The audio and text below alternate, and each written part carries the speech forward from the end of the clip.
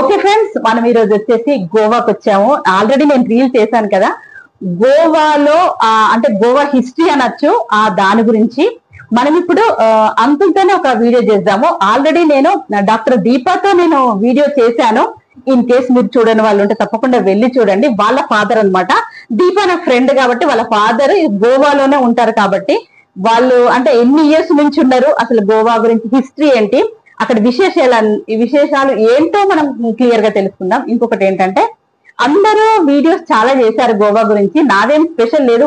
Main ఏంటంటే అందరూ north Goa and south Goa అని చేశారు.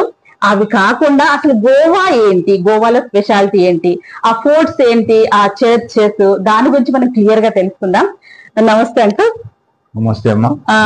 అంకుల్, ఇది ఇక్కడ గోవాకు మేము వచ్చాం కదా, మీరు అడ్వైజ్ చేశారు కాబట్టి మీతో డీటెయిల్స్ తెలుసుకుంటూ మనం గోవా అంతా తిరుగుతున్నాము. అసలు ఈ గోవా గురించి క్లియర్ గా తెలుసుకుందాం అనుకుంటున్నాము. చెప్పండి అంకుల్ గోవా గురించి. గోవా అనేది ఫస్ట్ యూనియన్ టెరిటరీ ఉండేది. ఓకే. ఇప్పుడు రాష్ట్రం అయింది. స్టేట్హుడ్ ఇచ్చారు రాజీవ్ గాంధీ ఇచ్చిన తర్వాత. ఆ స్టేట్హుడ్ తర్వాత రాష్ట్రం అయింది కాబట్టి అందులో జిల్లాలు ఏర్పాటు చేశారు. South Goa, north Goa. లేకపోతే ఒకటే గోవా అది. మొత్తం గోవా మొత్తం వాళ్ళ విస్తీర్ణం ఎంత అంటే 100 కిలోమీటర్స్. Only 100 kilometres. ఇక్కడ నుంచి ఏ ఊళ్ళ నుంచి ఏ మూలకి వెళ్ళినా కూడా 100 కిలోమీటర్స్. Sorry, kilometres. అన్ని కిలోమీటర్లతో అందుకే దానికి 2 భాగాలు చేశారు. ఇక్కడో కలెక్టర్, అక్కడో కలెక్టర్. అయితే గోవా చాలా మంచి place, corruption free place. Government కూడా చాలా బాగా పనిచేస్తుంది. నేను 68లో అక్కడికి వెళ్ళాను, 1968.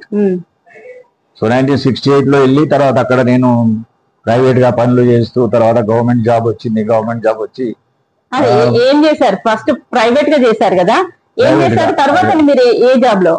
ఫస్ట్ నేను మాండవి బ్రిడ్జ్ దగ్గర సూపర్వైజర్ గా చేరాను. మాండవి బ్రిడ్జ్ కట్టేటప్పుడు 1968 లో, గుర్తుపెట్టుకోండి. 68 లో అప్పుడు బ్రిడ్జ్ కడుతున్నారు వాళ్ళు. బ్రిడ్జ్ కడుతుంటే అక్కడికి వెళ్ళి నేను అడిగితే అతను జాబ్ ఇచ్చాడు.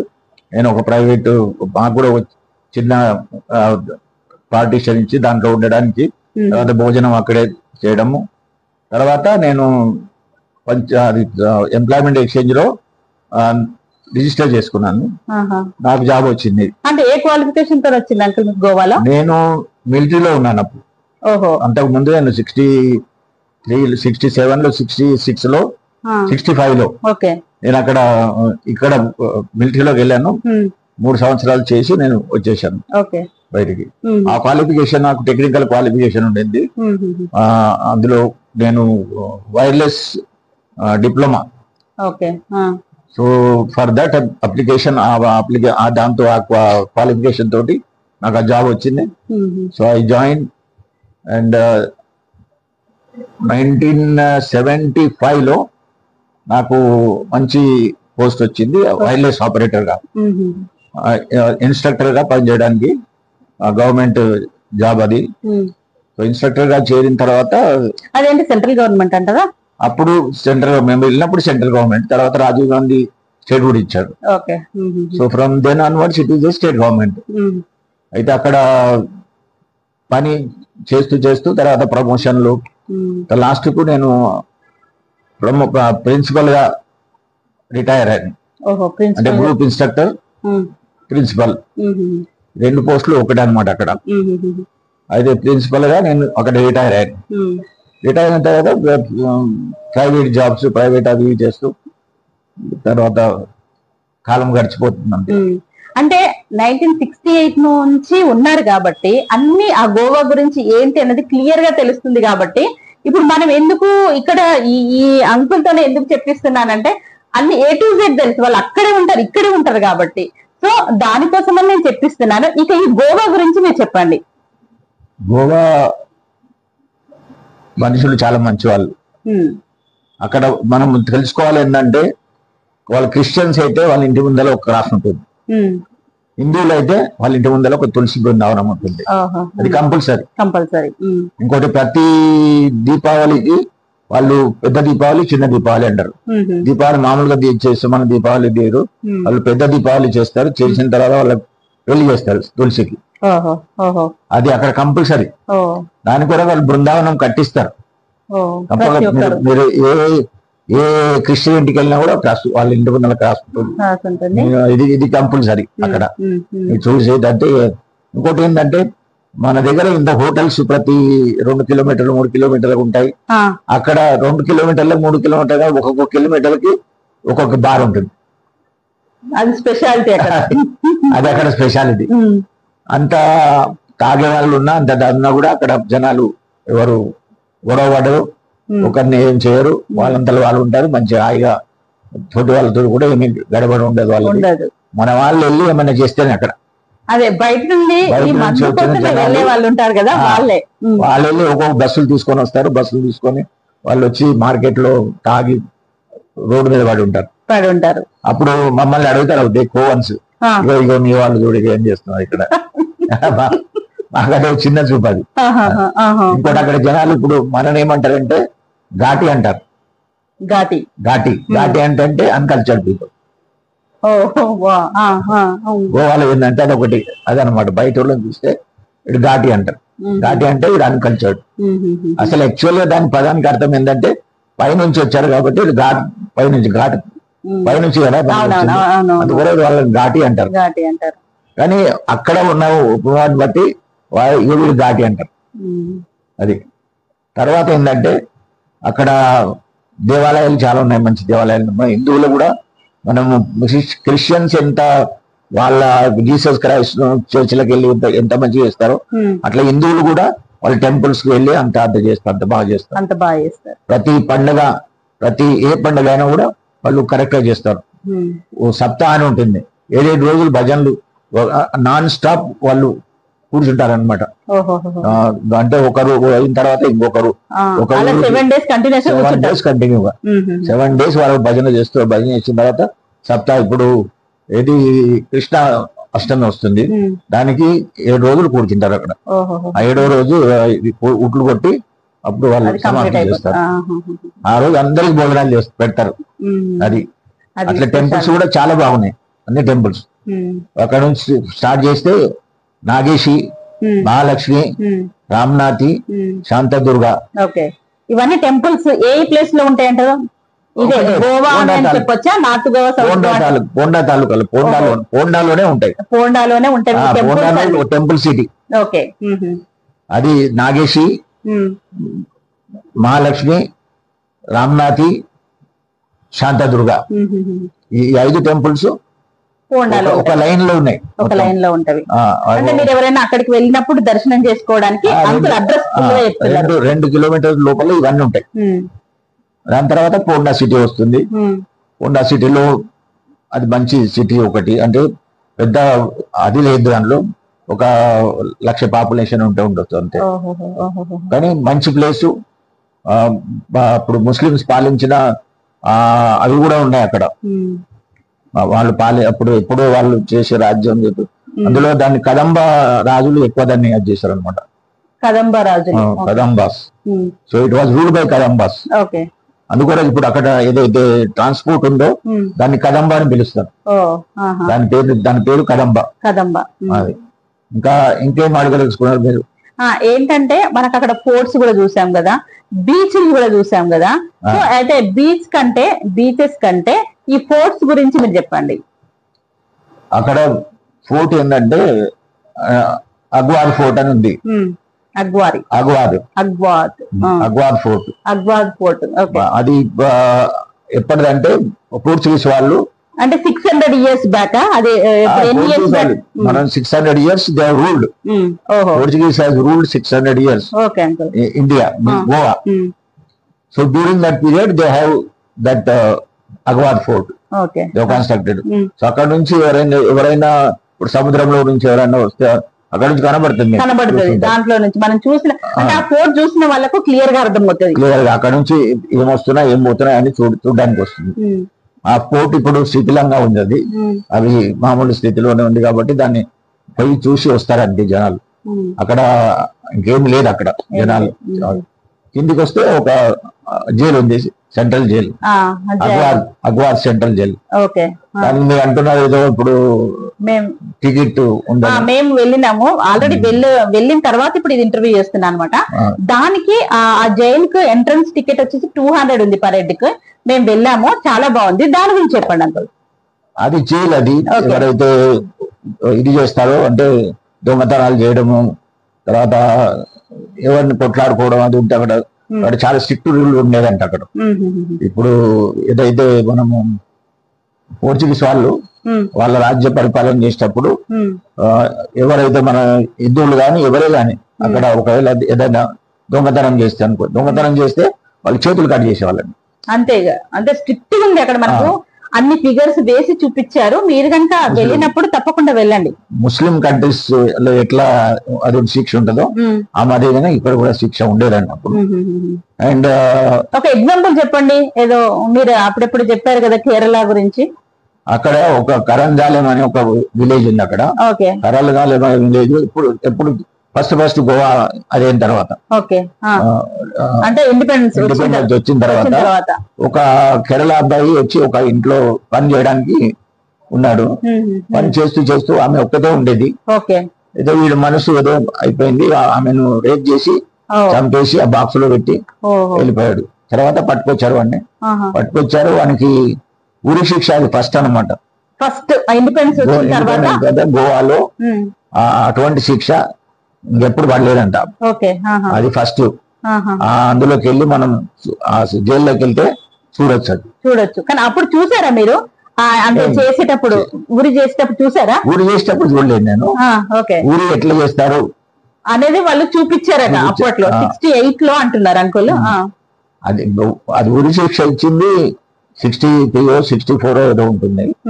అది నేను మా ఫ్రెండ్ ఒక అతను జైలర్ ఉంటే అతనితో వెళ్ళాం మేము. అక్కడ ఒక భజన చేద్దామని అక్కడ వెళ్తే ఆయన తీసుకెళ్లి అంత చూపెట్టాడు. ఇది ఇక్కడ ఇది ఇలా జరిగింది, ఇది అనే ఒడిషా ఇక్కడ అని చెప్పి చెప్పాడు ఆయన. అది ఎప్పుడు 68 లో జరిగితే మీరు 63 లో జరిగింది. 63 లో జరిగితే ఇది 68 లో 70 లో మేము వెళ్ళాము అక్కడికి వెళ్ళి అంకుల్ వాళ్ళు చూసారట. అంటే జరిగిన తర్వాత ఎలా జరుగుతుంది ఏంటి అనేది ఎక్స్ప్లెయిన్ చేశారు వాళ్ళు. ఇంకేందట తర్వాత బీచ్ లో వెళ్తున్నాయి. బీచ్ లో కలంగుట్ బీచ్ ఉంది. అది ఎక్కువ రష్ ఉండేది కలంగుట్ బీచ్. చాలా బాగుంది కలంగుట్ బీచ్. ఎన్నిసార్లు వెళ్ళినా మనం అక్కడ కూర్చోవాలనిపిస్తుంది అనమాట. నేనైతే అంతే ఎక్స్పీరియన్స్ అయ్యాను. అక్కడ చాలా బాగుంటది అది. స్పెషలీ ఎండాకాలంలో వెళ్తే చాలా బాగుంటది. అన్ని ఆటలు ఆడుకోవచ్చు. తర్వాత అన్ని రైడ్స్ వేయచ్చు, వాటర్ రైడ్స్ వేయచ్చు అని అంటున్నారు. మిగతా ఏంటంటే ఇక బీచ్లు అక్కడ సౌత్ గోవాలో ఇక్కడ కోల్వా అని ఉంది. కోల్వా బీచ్ అది మెయిన్ బీచ్. అది కోల్వా. దాని తర్వాత ఇంకో 2 ఉన్నాయి, అవి చిన్నవి. తర్వాత ఇది వాస్కో డి గామా. ఫస్ట్ గోవాకు వచ్చిన అంటే పోర్చుగీస్ వాళ్ళు గోవాకు వచ్చింది వాస్కో డి గామా.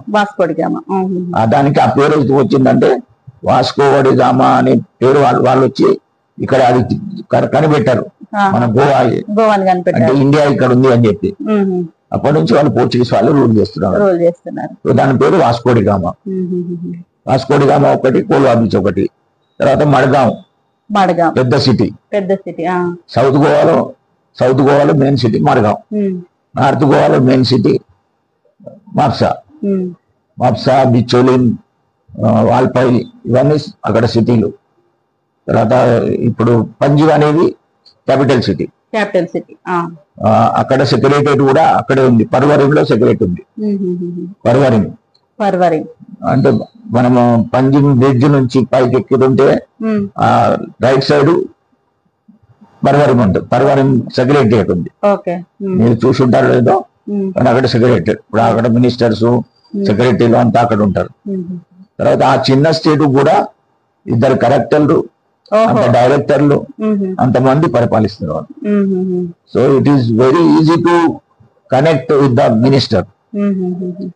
అందుకొరకు ఏంటంటే అక్కడ ఎవడైనా ఏమైనా వాడు పోలీసు పట్టుకుంటే వాడికి దగ్గరికి వెళ్తాడు, మినిస్టర్ దగ్గరికి. వాడు పట్టుకున్నాడు సార్ అంటే వాడు ఫోన్ చేసి వాడిని ఏడిపిస్తాడు. ఒకటి అంకుల్, ఈ పోర్చుగీస్ వాళ్ళు ఎన్ని ఇయర్స్ అంటే 600 years మా అక్కడ పరిపాలన చేశారా? 600 years తర్వాత వీళ్ళు అంటే మన ఇండియన్స్ ఎంత ఫైట్ చేస్తే అయింది దాని గురించి కొంచెం ఏమైనా చెప్పగలుగుతారా? నెహ్రూ వచ్చిన తర్వాతనే నెహ్రూ తీసుకున్నాడు. అయితే అప్పుడు ఏమైందంటే అది అక్కడ నుంచి ఒక షిప్ వచ్చేది అనమాట ఫైట్ చేయడానికి. రాకముందే అక్కడ ఆపేశారు. అక్కడ వాళ్ళు సాయం చేసి అక్కడ ఆపేశారు. ఇక్కడ ఉన్న వాళ్ళని పట్టుకొని ఈజీగా వచ్చేసింది స్వతంత్రం. అప్పుడు ఈజీగా వచ్చేసిందా? ఈజీగా వచ్చేసింది. అంతకుముందు ఫైట్ చేశారు వీళ్ళు, చాలా మంది చనిపోయారు. చనిపోయారంటే ఇప్పుడు ఎట్లా నక్సలైట్స్ ఉన్నారు కదా అలాగే పని చేసేవాళ్ళు అనమాట బార్డర్ మీద. ఇప్పుడు బెల్గాం ఉంది, ఆ బార్డర్ లేకుండా గోవా బార్డర్ ఏదైతుందో దాని నుంచి వచ్చి అది చేసేవాళ్ళు. అయితే వాళ్ళని చంపేసేవాళ్ళు పోర్చుగీస్ వాళ్ళు. ఎందుకంటే నేను జైలు చూశాను కాబట్టి ఆ జైల్లో వాళ్ళ జైలు ఎలా ఉంది అంటే ఒక ఇద్దరు ఉండడానికి ఒక చిన్న ప్లేస్ అన్నమాట. ఇంత ప్లేస్ లో ఒక ఇద్దరు నుంచారు. ఆ జైలు చూస్తే మనకి ఎంత భయంకరంగా అనిపిస్తుంది అంటే అంత బాగుంది. అంటే మనం చూడాల్సిందే, ఆ జైలు మనము చూడాల్సిందే అనమాట. అంటే వాడు గొలుసులు కూడా తెంపుకొని వాళ్ళని లోపల పెడతారు. పెద్ద హాల్ లాగా కూడా ఉంది. హాల్ లాగా అందు వాళ్ళు ఉంటారు, మామూలు బ్యారెక్స్ ఉంటారు. ఓహోహో, అలా అన్నమాట. ఇక దీని గురించి అయితే మనమైతే అంటే వాళ్ళు మనల్ని ఎలా టార్చర్ చేశారు మీకు ఏమన్నా ఐడియా ఉందా? పోర్చుగీస్ వాళ్ళు మన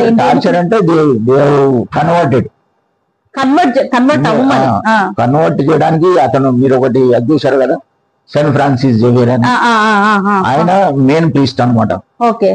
ఆయన ఒక అవతారంగా వాళ్ళు భావిస్తారు. అందుకే ఆయన శవాన్ని కూడా ఇప్పటికీ బాక్స్ లో పెట్టారు, బాక్స్ లో పెట్టి ఉంచారు. ఆయన క్రిస్టియన్స్ హిందువులను కన్వర్ట్ చేయడానికి ఆయన మూల కారణం. కన్వర్ట్ అవ్వాలని ఫోర్స్ చేసేవా ఆయన ఫోర్స్ కాదు, అంటే ప్రేయర్స్ తోటి దాంతో దీంతో చేసేవాళ్ళు. అయితే అప్పుడు వాళ్ళు ఏంటంటే ఒక ఇది పంది మాంసం తీసుకొని ఎవరింటిగా వేసేస్తే వారు కన్వర్ట్ అయినట్టంట. ఓహో, అలా అన్నమాట. అలా ప్రాక్టీస్ చేసేవాళ్ళు. తర్వాత అది చాలా మంది అట్లా అయిపోయారు, కొంతమంది చేయలేదు కొంతమంది. కానీ హిందూస్ మాత్రం వెరీ పకడ్బందీగా వాళ్ళు హిందూస్ మాదిరిగా ఉంటారు వాళ్ళు. మనం అయితే ఇప్పుడు నాకు టోటల్ గా నాకు రావాల్సింది ఏంటంటే వాళ్ళు మనం ఏం టార్చర్ పెట్టలేదా, ఏం కష్టపెట్టలేదా? లేదు, కష్టపెట్టలేదు. చేస్తేనే కష్టం.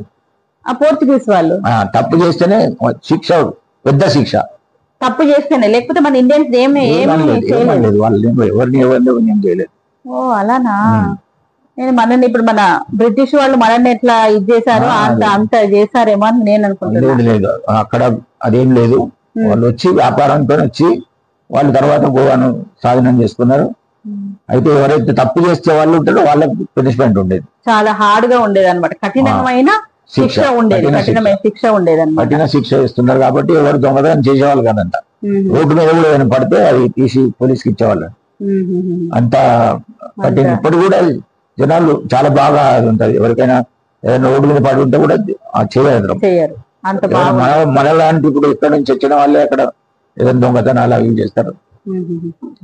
ఒకటి అంకుల్, ఇప్పుడు మీరు గోవాకి వెళ్లే వాళ్ళ కోసము మీరు ఏవి చూస్తే కరెక్ట్, కొన్ని ఒక 1-2 days ప్రోగ్రామ్ పెట్టుకునే వాళ్ళకు ఏవి ఇంపార్టెంట్ చూడొచ్చు అవి చెప్పండి చాలు. ఇప్పుడు మీరు ఫస్ట్ రావడం మీరు గోవాలో ఎంట్రీ అయిన తర్వాత మీరు ఏ దిక్కు నుంచి వస్తారో అది ఇంపార్టెంట్. ఇప్పుడు బెల్గాం నుంచి వచ్చారు అనుకోండి, బెల్గాం నుంచి వస్తే మీకు చోర్లా ఘాట్ వస్తుంది. చోర్లా ఘాట్ నుంచి మీరు డైరెక్ట్ రాసి అక్కడ నుంచి మీరు గోవాకి రావచ్చు. ఇంకోటి ఏంటంటే లాస్ట్ కి ఏదైతే రామ్నగర్ అని ఉంది, అక్కడ రామ్నగర్ లోండా, ఆ లోండాకు వచ్చిన తర్వాత అక్కడ నుంచి ఓ రోడ్ ఉంది, అది కూడా గోవాకు దారి. ఇప్పుడు హుబ్లీ నుంచి వస్తే అది దారి. ఇక మిగతాదేమో కార్వార్ నుంచి రోడ్ ఉంది, అది గోవాకు అట్లా రావచ్చు. 3 తోవలు ఉన్నాయి. ఒకటేమో చోర్లా ఘాటు, ఒకటేమో ఇది, తర్వాత ఇది అంటే హుబ్లీ నుంచి వచ్చేది గోవా. ఈ 2 ఎక్కువగా వాడేది ఈ 2. మొత్తం మీద గోవాకు రావాలంటే దానికి ట్రైన్ మీద రావచ్చు, మీరు బస్సు ఇది వెహికల్తో రావచ్చు, తర్వాత బస్సులో కూడా రావచ్చు. కానీ మంచి సజెషన్ అంటే దేంట్లో కరెక్ట్ గా మనం అన్ని వ్యూ చూడడానికి ఏది అంటే మీరేమని చెప్తారు? ట్రైన్ లో రావచ్చు. ట్రైన్ లో బాగుంటది. ట్రైన్ లో వస్తేనే మనం దూద్ సాగర్ చూడొచ్చు. ట్రైన్ లో వచ్చిన వాళ్ళకి మాత్రమే దూద్ సాగర్ చూడొచ్చు. లేదు అంటే మనం మామూలుగా వెళ్లే వాళ్ళకి అక్కడికి వెళ్ళడానికి పర్మిషన్ ఇవ్వరు.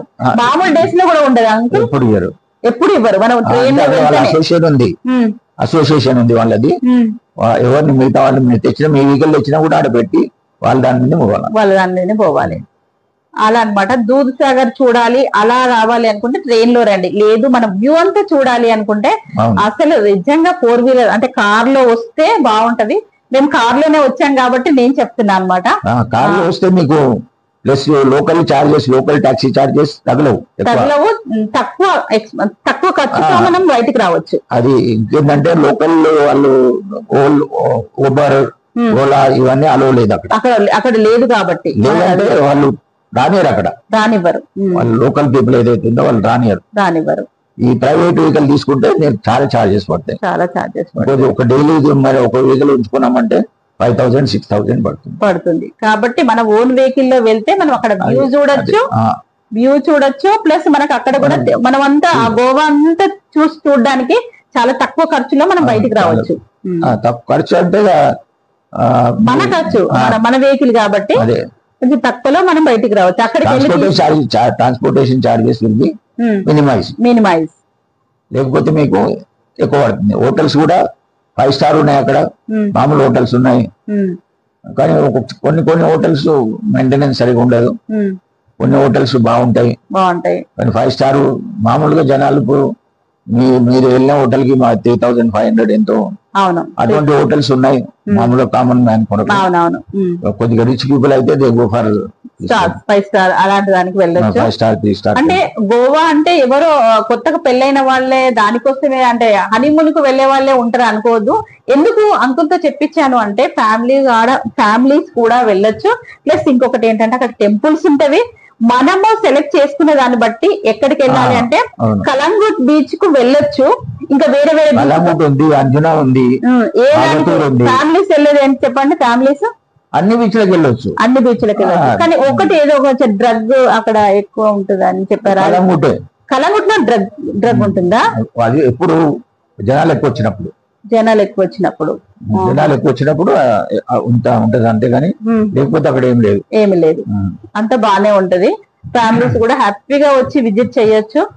నాకు అనిపించింది ఇంకా ముందు నేను గోవా వీడియోస్ పెడతాను కాబట్టి అంకుల్ తో అంటే అంకుల్ వాళ్ళు ఇక్కడే ఉన్నారు, ఇక్కడే సెటిల్ అయ్యారు కాబట్టి గోవాలోనే సెటిల్ అయ్యారు కాబట్టి వాళ్ళకి క్లియర్ గా తెలుస్తుందని చెప్పేసి నేను అంకుల్ తో చెప్పించాను.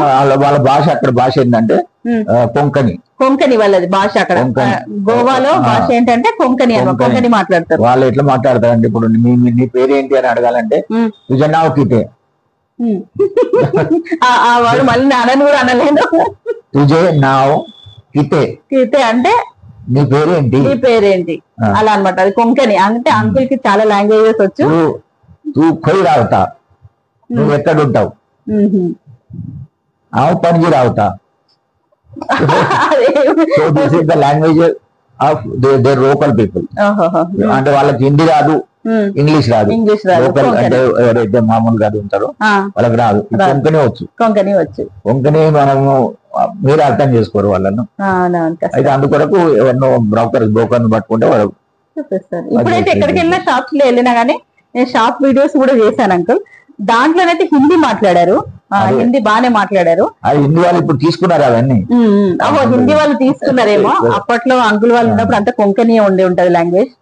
ఇది అన్నమాట. మీకు ఏమైనా డౌట్ ఉంటే తప్పకుండా నా కమెంట్ సెక్షన్ లో చెప్పండి. నేను ఇంకా అంకుల్ క్లియర్ గా అడిగి ఆన్సర్ చేస్తాను. ఏంటంటే అక్కడ పండుగలు చాలా బ్రహ్మాండంగా జరుగుతాయి. హిందువుల పండుగలు, క్రిస్టియన్ పండుగలు చాలా బాగా జరుగుతాయి. డిసెంబర్ ఇస్ ద మోస్ట్ అంటే favourable this thing to enjoy this thing. ఏంటంటే హిందువులేమో అప్పుడే దీపావళి అయిపోతుంది, క్రిస్టియన్స్ అప్పుడే అది వస్తుంది, క్రిస్మస్ వస్తుంది. క్రిస్మస్ వాళ్ళు స్టార్స్ పెడతారు, వీళ్ళేమో అవి చేస్తారు. తర్వాత హిందువుల పండుగ ఏంటంటే నరక చతుర్దశి ఉంటది. మన దగ్గర నరక చతుర్దశి అంటే ఉండదు. ఇక్కడ దీపావళి నరక చతుర్దశి చేయరు, దీపావళి చేస్తారు. అక్కడ నరక చతుర్దశి చేస్తారు. ఏంటంటే ఫస్ట్ ముందు నరకాసురుడు నరక చతుర్దశి అని ఫస్ట్ వస్తుంది మనకు. దీపావళికి ముందు నరక చతుర్దశి. కానీ ఇక్కడ మామూలుగా నరక చతుర్దశి ఏం చేస్తారో నాకు తెలియదు, కానీ అక్కడ నరక చతుర్దశి ఎట్లా అంటే నరకాసురుడి బొమ్మను తయారు చేసి అది మామూలుగా తిప్పుతారు, అంతా తిప్పుతారు అన్నమాట. Competition first second third last పంజిలోకి వచ్చిన తర్వాత అక్కడ వాళ్ళు ఎగ్జామ్ చేస్తారు. వాళ్ళు first prize first second prize కూడా 4-5 ప్రైజులు ఉంటాయి. తర్వాత కన్సోలేషన్ ప్రైజ్ కూడా ఉంటుంది. కనీసం 30,000 రూపీస్. ఫస్ట్ ప్రైజ్ ఎంత ఆర్ట్ అంటే వాళ్ళది బ్రహ్మాండంగా. ప్రతి చిన్న పిల్లవాడు కూడా తయారు చేయడానికి ప్రతి చిన్న ఈ మా వీళ్ళు పిల్లలు కూడా చిన్న రకాలు చేసుకొని డమ్మ కొట్టుకుంటూ కూర్చునేవాడు. అప్పుడు ఒకరు వాళ్ళు దొంగిలించేటోడు, ఒకటి తీసుకొని వెళ్ళిపోతే వాళ్ళు తీసుకురావడం కొట్టడం అలా జరిగేది పిల్లల్ని. సో నరక చతుర్దశి అంటే నరక చతుర్దశి అది ఇక్కడ ఇండియాలో ఎక్కడ లేదు, అది గోవాలోనే ఉంది నరక చతుర్దశి. తర్వాత దీపావళి. నెక్స్ట్ దీపావళి కూడా అవి కాయలేమో ఆ కాయలు తెచ్చి ఇంటి ముందర పెడతారు అన్నమాట. పెట్టి కాలుతో తొక్కి మనం ఇంట్లోకి రావాలి. ఒక సైజు కాయలు ఉంటాయి, అవి ఇంటి ముందర పెట్టి దాన్ని తొక్కి ఇంట్లోకి రావాలి. అప్పుడు ఆ దిష్టి పోద్దేమో. ఆ దిష్టి పోతుంది. తర్వాత అప్పుడు స్నానాలు చేసుకొని పండుగ చేసుకుంటారు. అది ఇది అన్నమాట. గోవా గురించి మనము క్లియర్ గా తెలుసుకున్నాము. ఏవేవి అనేది నేను మళ్ళీ నెక్స్ట్ వీడియోలో మనం ఏవేవి చూసామో ఎలా అనేది క్లియర్ గా. బ్రిడ్జ్ కింద క్రూజ్, అక్కడ నుంచి క్రూజ్ తీసుకుపోతారు వాళ్ళు. అందులో తీసుకెళ్లి మనం డాన్సులు వాళ్ళు చేస్తారు, పాటలు పాడతారు వాళ్ళు. మనం కూడా ఎంజాయ్ చేయమంటారు. వాళ్ళతో మనం పాటలు పాడవచ్చు, వాళ్ళ స్టేజ్ కూడా మనం వెళ్ళి వాళ్ళు డాన్స్ కూడా చేయొచ్చు.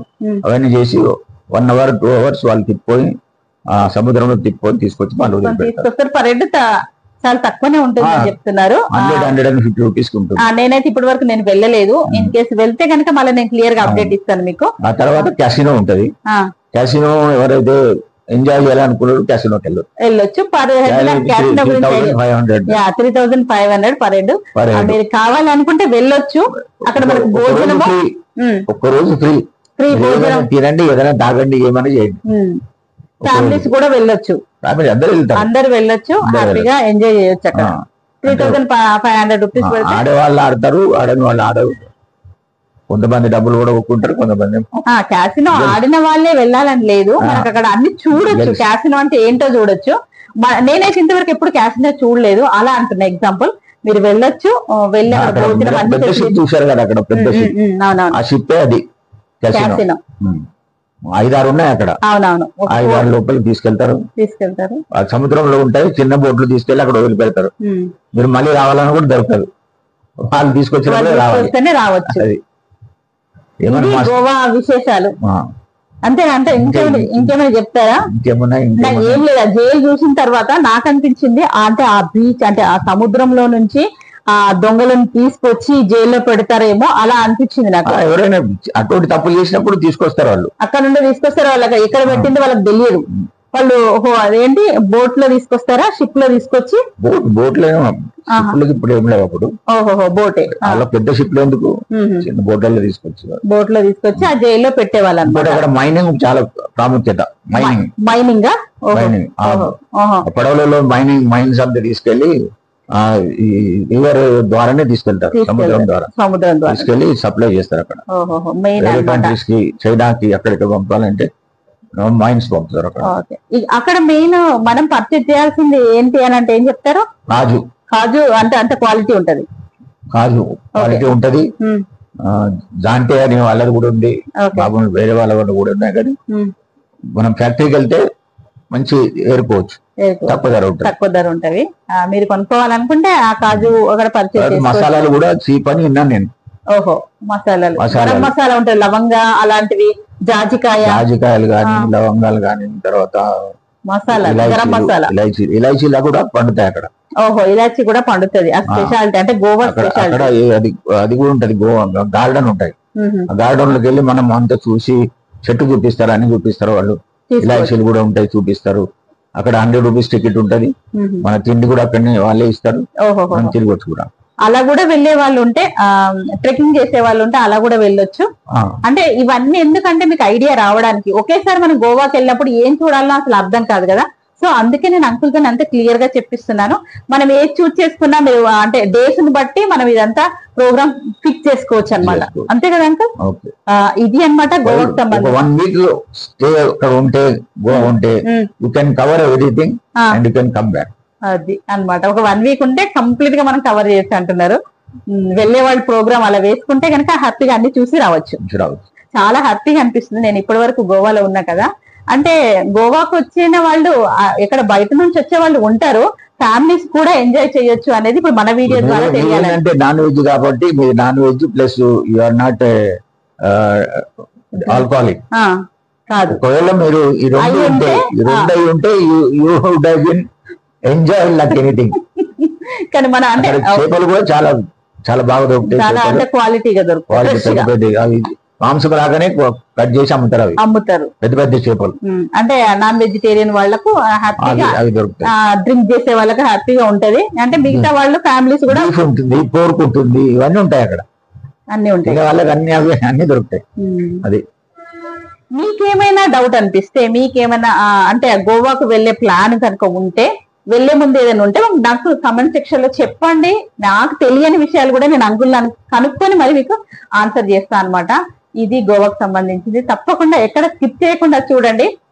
అంటే మీరు గోవా ప్లాన్ చేసుకున్నా చేసుకోకపోయినా ఫ్యూచర్ లో చేసుకున్నా ఈ వీడియో యూజ్ అవుతుందని నేను అనుకుంటున్నాను. Thank you. నమస్తే అంకుల్. నమస్తే.